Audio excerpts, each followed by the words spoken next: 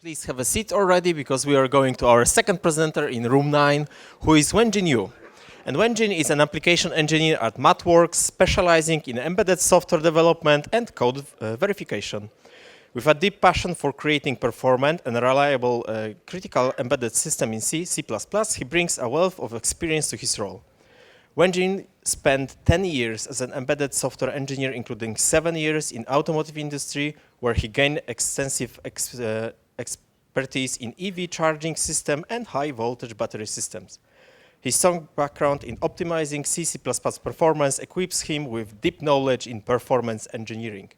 Ladies and gentlemen, Wenjin Yu, unlocking performance in C++ from profiling to optimization. Big round of applause. Thank you. Do you hear me? Fine. Thank you. Good morning, everyone. Thanks for joining. My name is Wenjin.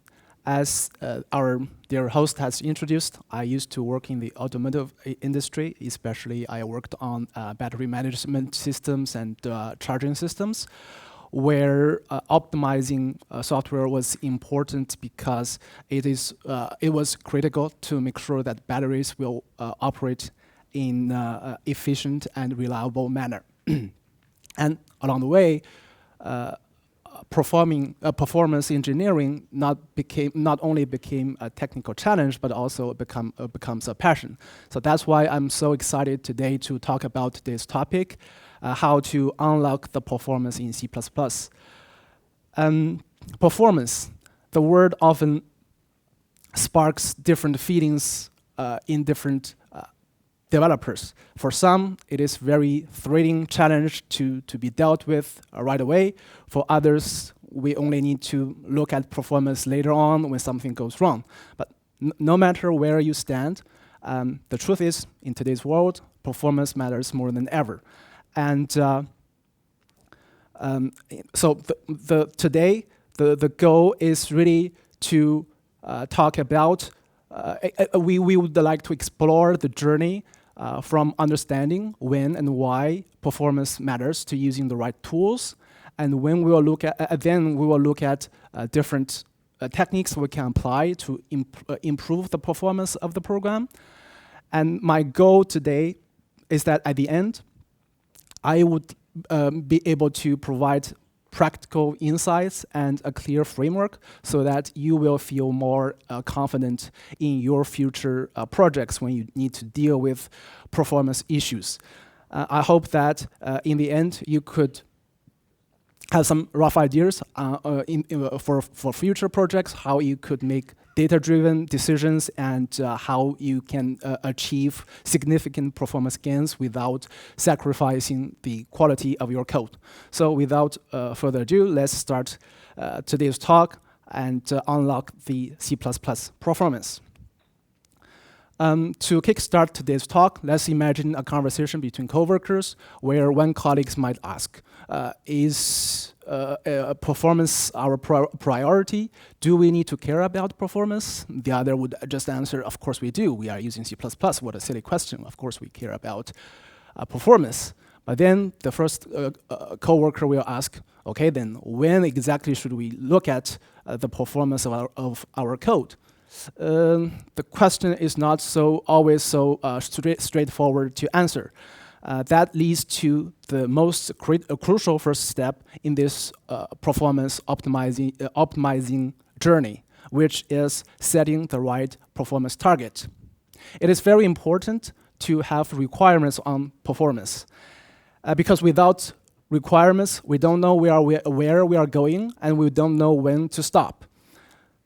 Requirements can be explicit or implicit. Explicit requirements would look like something, this task needs to finish in that much time. Implicit requirements would look like something from the user experience, common sense, let's say. We all know that humans have tolerances when they deal with computer programs, and those tolerances can be a guideline for us to define performance requirements. For those who are familiar with the V model, which is a product development cycle, we always start with the requirements. Then we developed into detailed specifications. Then we start to code. And this idea or this model applies perfectly to our problematic as well.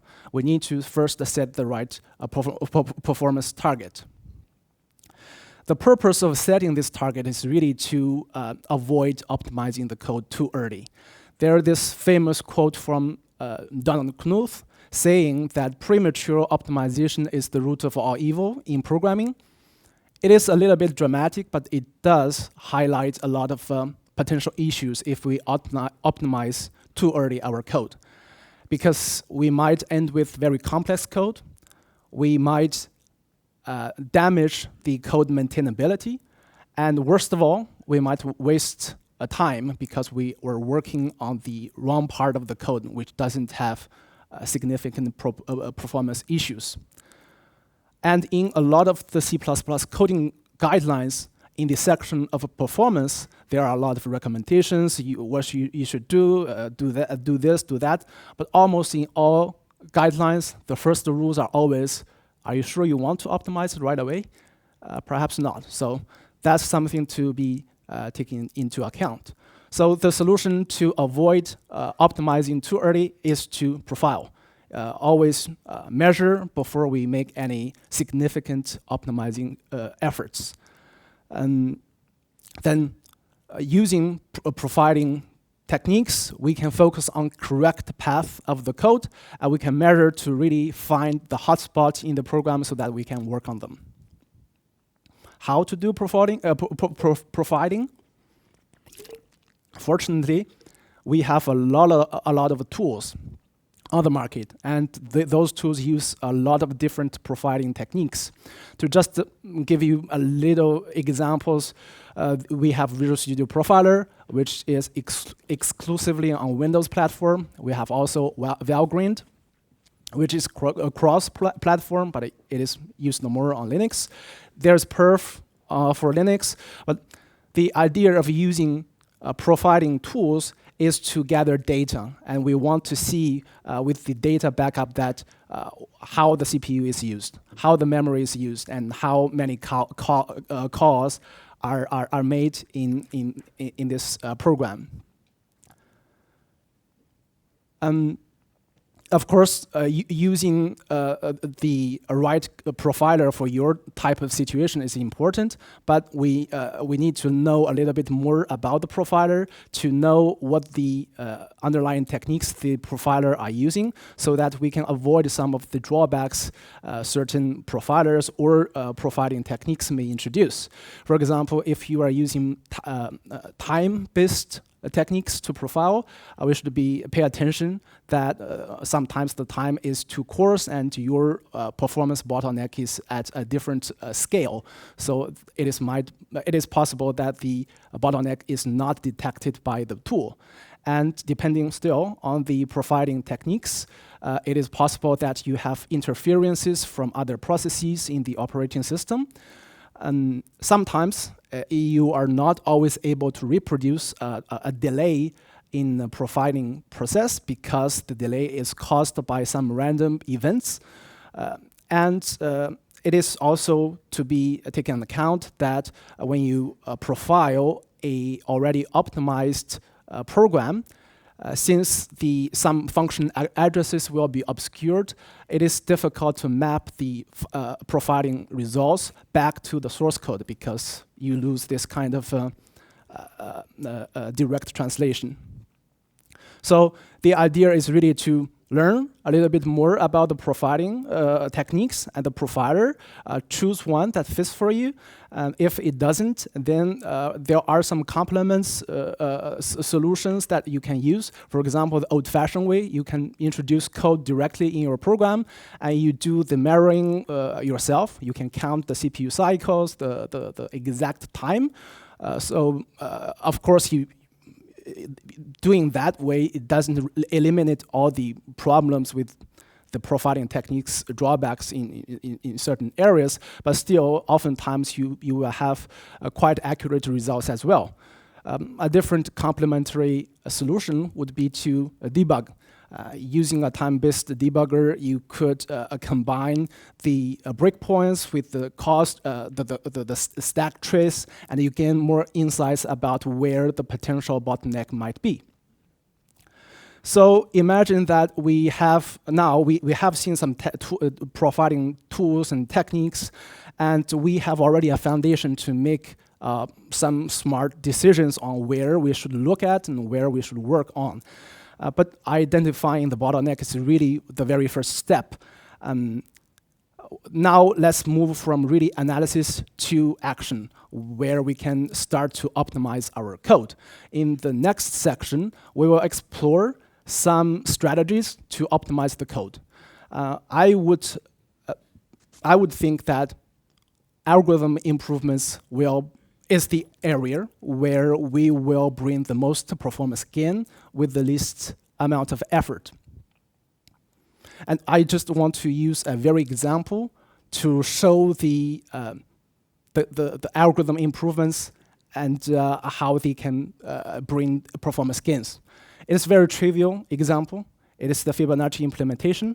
Now, we all learned that at school. It is very straightforward. It is great to illustrate the idea of recursion. The code is short, it's clear, but it is terrible in performance. Using the big O notation, we clearly see that the time complexity will be exponential. So every time we need to calculate the nth number, we need to calculate twice for the numbers before that number. So it's terrible for performance. Now let's bring some more optimization to this implementation. Let's implement that slightly different. So since we are just adding 2 previous values, we can just traverse the sequence, and along the way, we will keep always the 2 last elements, and when we need the next one, we just add the 2 last memorized values, and we add them. So very straightforward also. Now we are doing much less. We're just traversing a sequence. So as n gets larger, the time complexity will be linear. So compared to the slow implementation, that's much better. And the code is not bad. It's, I mean, in 5 seconds, we can reason about what the code is doing, and it's quite clear. Is it possible to go even further, even faster? Well, we can. And this uses a different technique. The idea is just to multiply a base matrix n times. At the ending, the resulting matrix will be mapped to those Fibonacci numbers. And it's just a matter of getting the right element from that matrix, and we have our result. But you may wonder, we still need to multiply this same matrix n times. It is still linear time complexity, right? It doesn't change much. Well, that's where the optimization comes in. When we do the computation of x to the power of n, we can use this technique called exponentiation by squaring. Basically, the idea is to reduce the work by half, and we do a recursion. And the idea is to, instead of calculating x n times, we first calculate the x squared, and then we reduce the n, the power, by half. And then each time the x squared becomes the new base, and we can continue from there. So a couple of recursions will yield very, very fast to the final result. Well, you don't care, sorry, you don't care too much about this formula. It's just, the idea is the same, just we need to handle the n being odd or n being even, but otherwise it's the same idea. So combined, those 2 kind of techniques give us a complexity of log n, because every time we reduce the amount of work by half, and that's very good and very classic pattern. So now we have a fast implementation, and it is log n complexity, but I must admit that the code now looks not so clear. If you don't know the mathematical formula behind the scenes, it is difficult to follow. And one may ask, can we go even faster? Are there the fastest implementation for this particular problem? Well, there is faster algorithm implementations, but there will not be like constant. It still be in the realm of log n, but you are tweaking the constant or the coefficients in this complexity. So I would like to wrap up for this section by looking at what we can really achieve with algorithm improvements. Of course, in real life program, you will rarely have a problem that is as simple as implementing a Fibonacci sequence. But the idea still applies. By implementing a different algorithm, we can achieve what we couldn't. From the graph, we see that with the slow implementation, even the most powerful computer will struggle when the n gets slightly larger. But with the normal implementation or the fast implementation, we can really scale without any problem. So algorithm change can bring the most performance gain. We can go on and on, searching for the perfection, the one most perfect algorithm to fit our use case. But that is not always possible to achieve. And perhaps we can look back at our performance requirement. If our implementation meets the need, perhaps we need to settle without investing too much more time. Taking the two implementations, the normal one and the fast one, when n is large, the fast implementation is always faster. Well, that's to be expected. But when n is not that large, we see that the normal implementation is faster. And that brings me to the conclusion. When we deal with algorithm improvements, when we're taking account of the performance target, perhaps we need to make a trade-off between what is readable and what is performance, and then we settle at a good enough algorithm. Because if in our use case, the n is not that huge and the code is much more readable in the normal implementation, even though the complexity is higher than the fast implementation, I would still go for the normal implementation. Okay. That is for the chapter of algorithm improvements. Now imagine that algorithm improvements do not bring more performance gain anymore. Well, we can still achieve some significant performance gains by using compiler capabilities. Well, nowadays compilers are very powerful and they can use a lot of sophisticated techniques to optimize our code. The best part is using the compiler, usually we don't do a lot of things. We can really enable those things with minimal effort. Now in this section, we will explore how we can use those capabilities from the compiler and optimize the code, using the compiler to optimize the code for us. To use the compiler, we first know a few things that compilers are doing for us. For example, just a few examples that of the optimizations the compilers is doing for us. First one, function inlining. When in the source code you have multiple functions, one function is called, but it is very small. The compiler will see that and replace the function call by the actual function body, thus optimizing away an extra function. Well, in this way, we avoid the overhead of a function call, we avoid the overhead of a parameter passing, so on and so forth. And we will see later that there are some other benefits that opens doors to other types of further optimizations in the compiler. Second example would be loop unrolling. When the compiler sees in the source code that we have a small for loop and the size can be decided at compile time, perhaps the compiler will just replace the for loop by very simple statements. Thus, we will avoid the temporary variable. We will avoid branching in the for loop, and we just have very simple code. Also, it seems very simple and straightforward, but it is quite important because also that provides a solid ground for the compilers to continue with other further optimizations. One last example is called devirtualization. When we have a parent class, we have a child class that inherits the parent class. Both classes have a virtual functions, and in the function we define an object of a child class. We define a pointer of the parent class, and we assign the address of the child object to the pointer, and we call the function on the pointer. Well, normally we will need to go follow the address of the object, and then we find the virtual table, and we go follow the lookup, and then we will find that this function is mapped to the child class version of the function.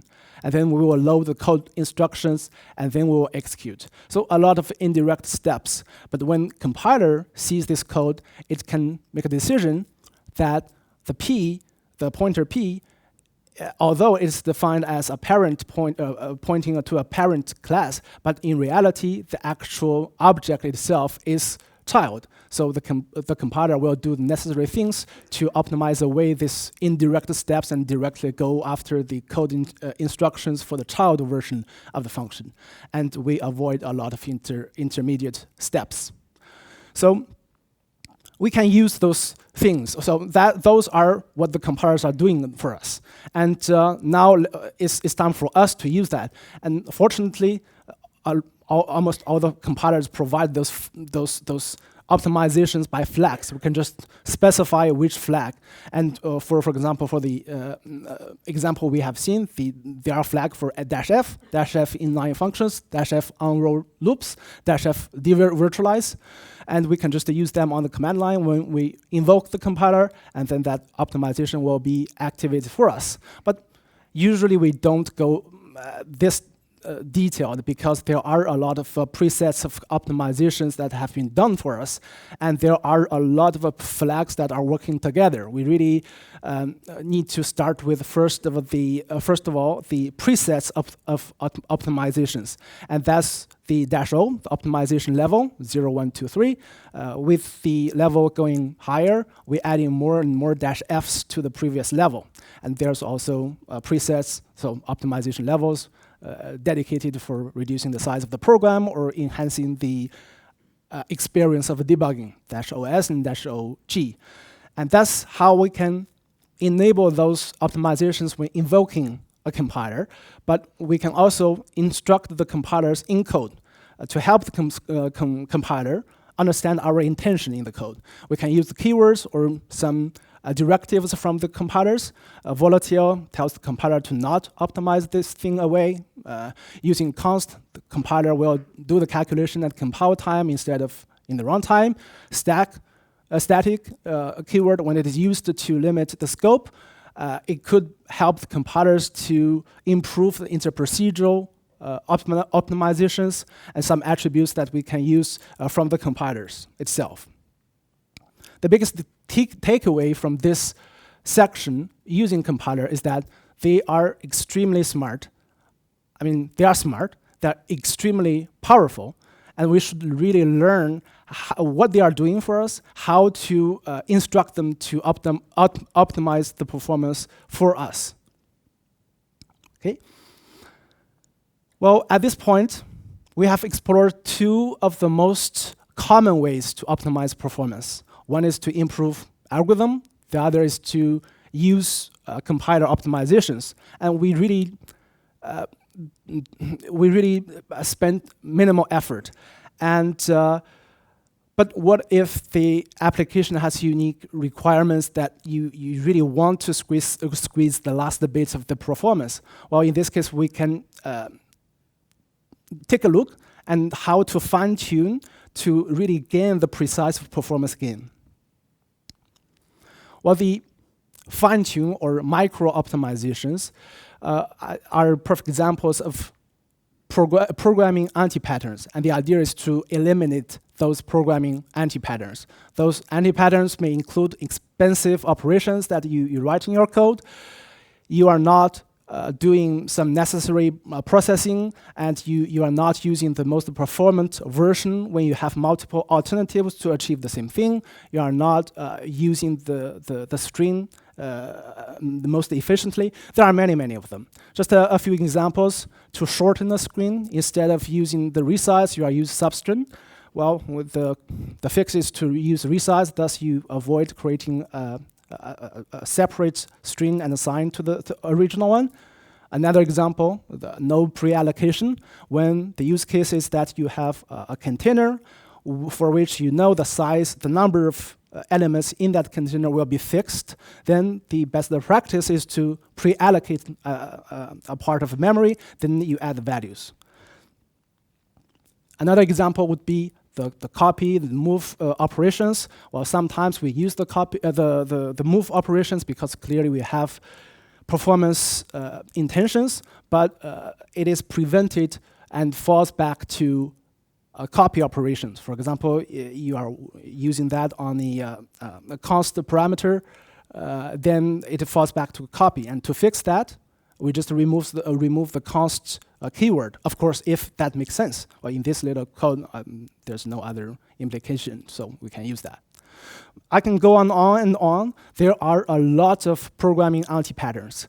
Unnecessary padding, missing const expression specifier. We're using the size method instead of the empty to verify if a container is empty, so on and so forth. There are so many, and C++ is such a complex language. We are not always aware the impact of the code in terms of performance. So it would be beneficial to use a tool to check this programming anti-patterns in a consistent way. So I'm from MathWorks.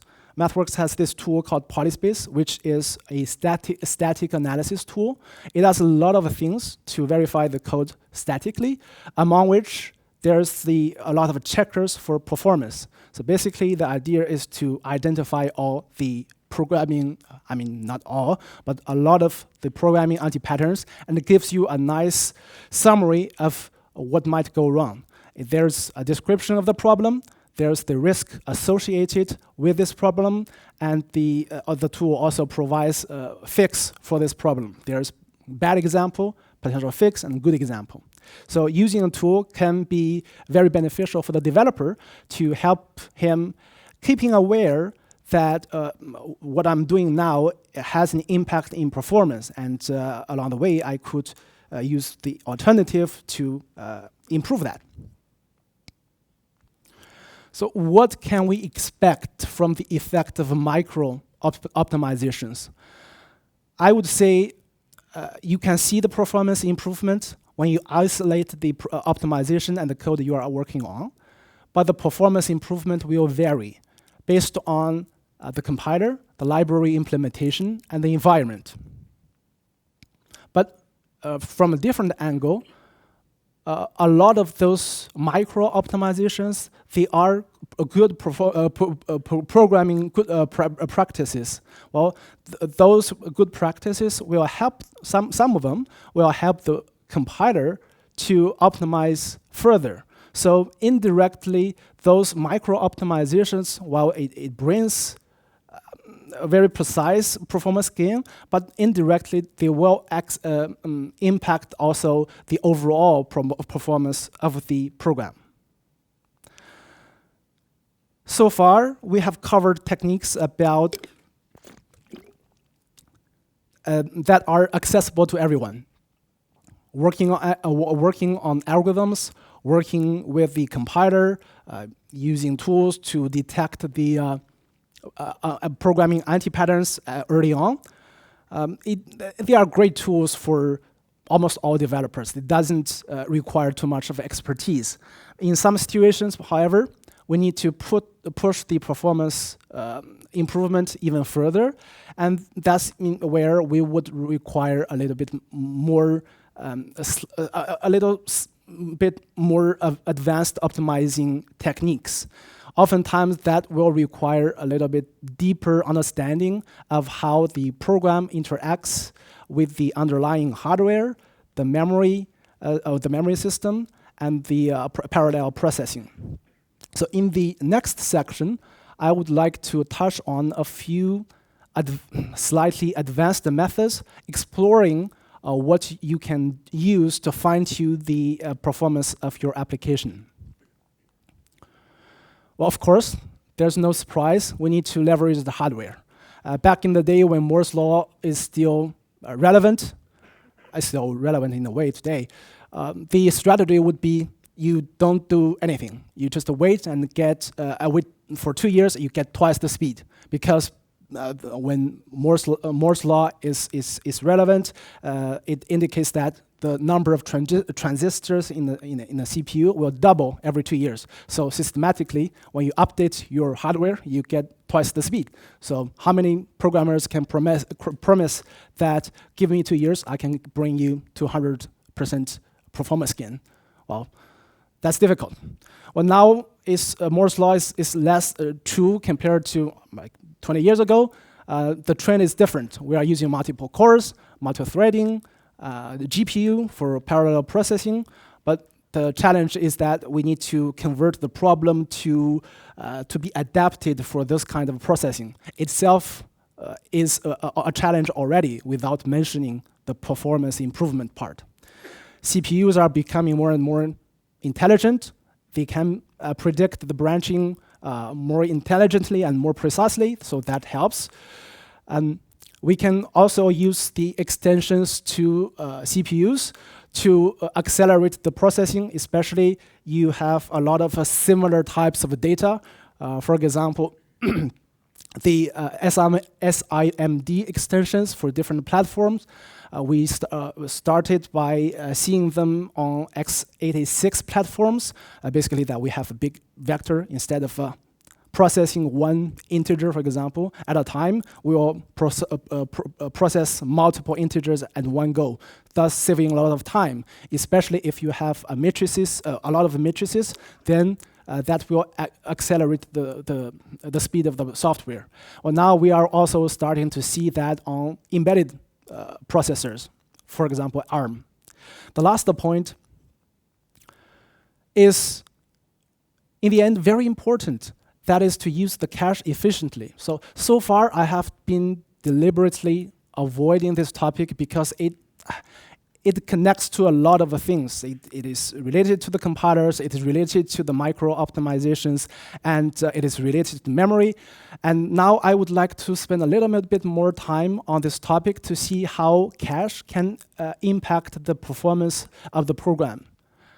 So the challenge is that RAM, we have a lot of RAM. This is the memory, but it is slow. We have also cache, but cache is much faster, but cache is really small. But the difference already between accessing the cache and the RAM could be huge. If we take a look at this architecture, we have different levels of cache, and the time needed to access L1 cache and the time needed to access the RAM there could be a difference of 100 times. So imagine that all the data we need to perform a logic is directly in L1 cache instead of being in the RAM. So theoretically, we can expect 100 times of a performance gain. Well, that's huge. Well, theoretically. So the solution is that, so since cache is not always used efficiently, so the solution to this problem is really to improve the cache usage. How we can help the compiler, the system, so that the cache is better used, or the memory can be better organized to help the cache usage. So that's really our solution. The key word here is locality, spatial locality and temporal locality. The idea is really to, using cache, we try to, when we need something, we will load a chunk of data to the cache, and next time we access, there will be a high chance that the thing we want to access is already in the cache. So we need to follow this idea and make the program so. To improve locality, the idea is really to, if you have data, try to store them together. if you have code, try to make them more compact. So to make the data, to store the data together is typically where we see the difference between array and a linked list. Usually, for the same problem, the array performs better than the linked list, because linked list, we have a lot of scattered memory, while the array is a contiguous memory chunk.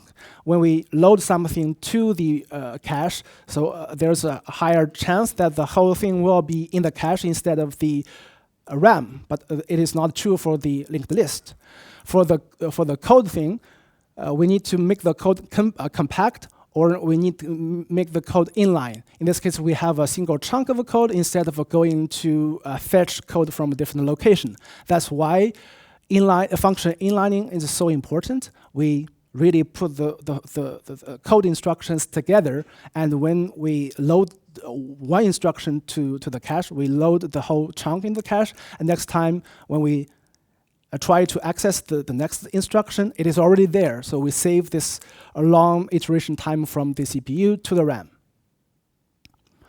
And fortunately, the compilers are doing a lot of optimizations for us to improve the layout of the memory of the code, as we have seen. So indirectly, they will improve the cache usage for us. The last point is really interesting, is that we need to follow performance optimization practices, how that could be helpful for cache, right? Well, it turns out those optimization practices are actually what the compilers are doing for us, what the cache usage is requiring. We inline small functions, thus reducing the locality, improving the locality of code. When we align code and the data, then when you load a chunk of data to the cache, you don't leave just the 1, 2 bytes aside, and you need to switch the cache constantly. At last, you would we would like to make the data structure more compact and smaller, so that they are easy to handle on the stack and things like that. You could have more data that could be fit into the cache, so that the processing, when it requires, all the data is already in the cache, so that accelerates things and avoids too much cache misses. If you have unused variables and you have unreachable code, try to eliminate them, because that reduces the stack size, for example, that reduces the size of one particular function. So all that is for improving the cache usage. I guess the takeaway from this side is from this section is really that although those seem like very small things, we are really doubtful if they could lead to a big performance gain. But at the end of the day, indirectly they can, because they have further implications or impact on the overall performance because of a cache usage, because of a compiler optimizations. So don't overlook those small modifications, and they are possible to bring big performance gains. So far, we have established a solid basis to really deal with performance issues. Of course, we can analyze performance issues. We can try to find methods to improve them. But let's not forget that there's the last step of this whole journey, which is to verify that everything works. It seems plain, but we need to validate that the optimization works and works on the target hardware. And we need also to make sure that the code is correct. I have seen personally more than once that when we change the optimization level, some bugs in the program appeared. Well, unfortunately, the developers are to blame, not the compilers. So we need to make sure that that is still the case. Okay, I think that's we are towards the end. In this wrap-up section, I would like to take a look back at what we have been discussing. So we start by highlighting the importance of profile before you do any types of optimization. And then we go on with the importance of performing algorithm improvements to bring the biggest performance gain. And after that, we start to look at the possible compiler features that we can use easily to bring up optimization to the program. And for afterwards, if we are happy with those two most common ways to improve performance, we have taken a look at the very precise performance gain, where we do fine-tuning to solve particular problems by eliminating the programming anti-patterns. At last, we touch on some of hardware-specific optimizations, where especially the cache usage is important. And we have seen a few methods or ideas on how we can optimize the cache and memory access to improve the performance of the program. So at last, I would like to bring a call to action. I know that performance engineering is a very complex topic. There's a lot of things involved along the way, a lot of interesting topics. We need to learn a lot of things, actually, how the profilers are doing, how the profiling techniques are used, and when it comes to algorithm improvement, how we can design better algorithms to solve the problem. And you have everybody used the compiler, everybody used the flags, but perhaps experiment more. What the compiler is doing for us, do some benchmarking with or without certain flags to see if that difference makes a sense, and just experiment and know better the compilers. Also, it is very important to adopt programming best practices from early on. Not only you develop the good habits when you write code, but also, as we have seen along this talk, that those little things might be intertwined with other big things, compiler optimizations, cache usages. So indirectly, they also contribute to the overall performance improvement of your program.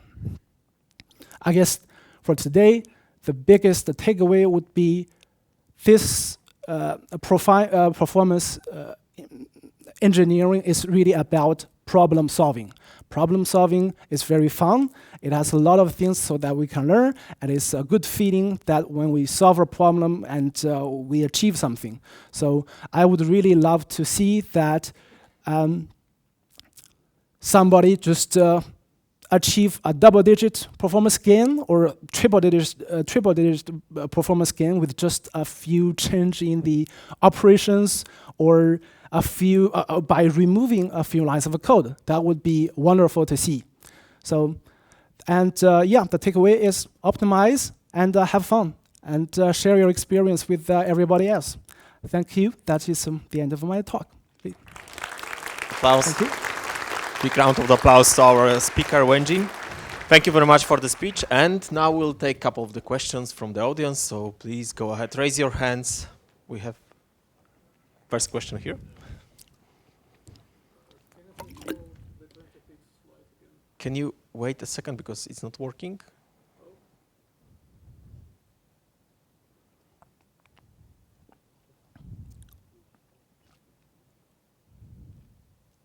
Is it working now? Yes, Okay. go ahead. Can you please show the 26 slide again? 26. Yes, example with the string, because I'm not exactly following how is it an optimization. Couldn't we use like a right reference? Because it's a move, it's move operation, and here you have the name being the constant reference. Sorry, Yeah. I thought that we were moving away from a Yeah. moving. So my bad. Okay. All right, thank you. Another question here.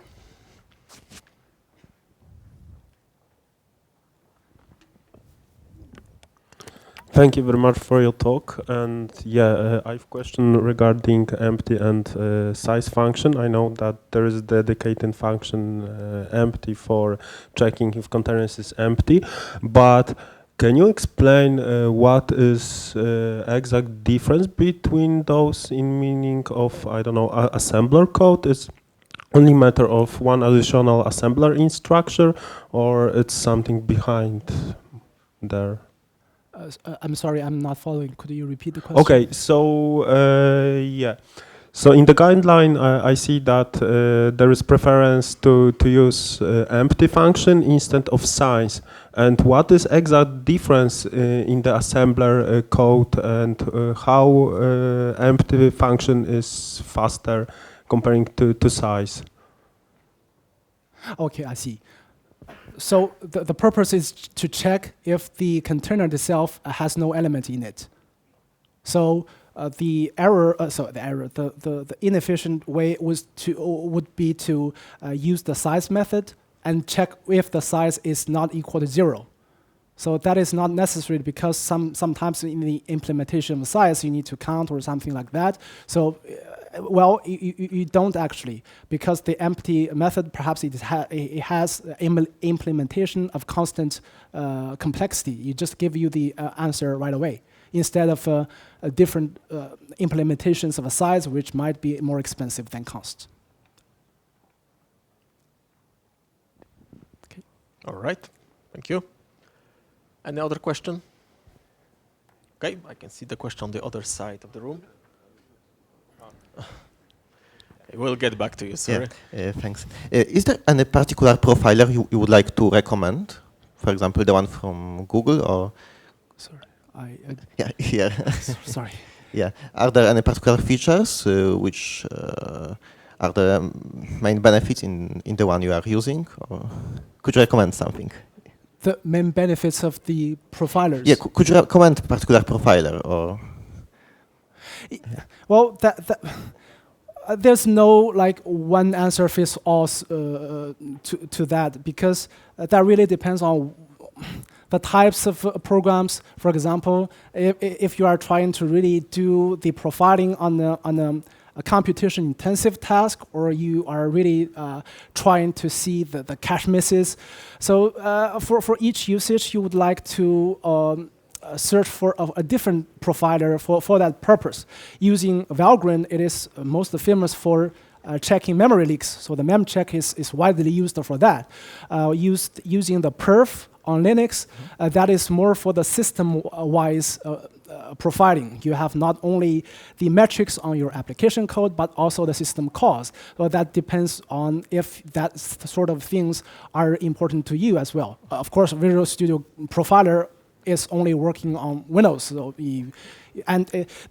there's also other aspects, not only to the CPU usage or memory usage. There are also the representation of the results, how it is presented graphically to you so that you can get the insight immediately. So apparently, Visual Studio Profiler is very strong at that, but perf is notorious for being for having a steep learning curve, because everything is very command line heavy. You need to do some processing to get a graphical representation of the results, and from there you start to see where things might go wrong, and so on and so forth. So I would say the advice would be first, learn a little bit about the different profiling techniques of each profiler. See if what you are doing can be met with those profilers, and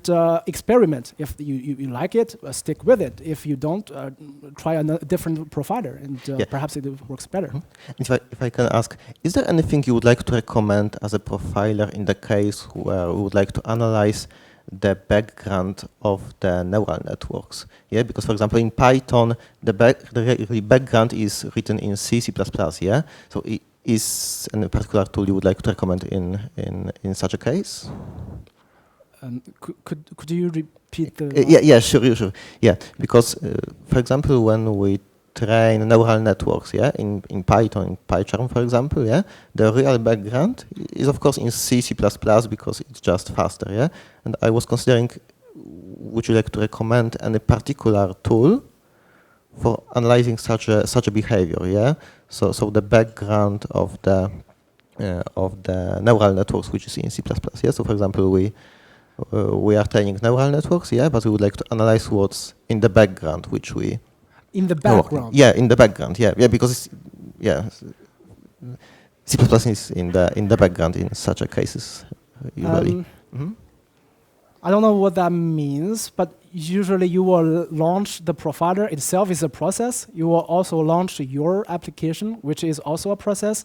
It depending on the techniques. Perhaps there are some sampling-based techniques that doesn't require to be always on the foreground. But at the end of the day, you would like to try to avoid having too many processes so that you don't pollute the result and dilute the result. So perhaps I'm not comfortable recommending doing background profiling in this way. All right. Sorry if I didn't answer that question. And we have one more question. There is a guy waiting for a long time already, so let's go.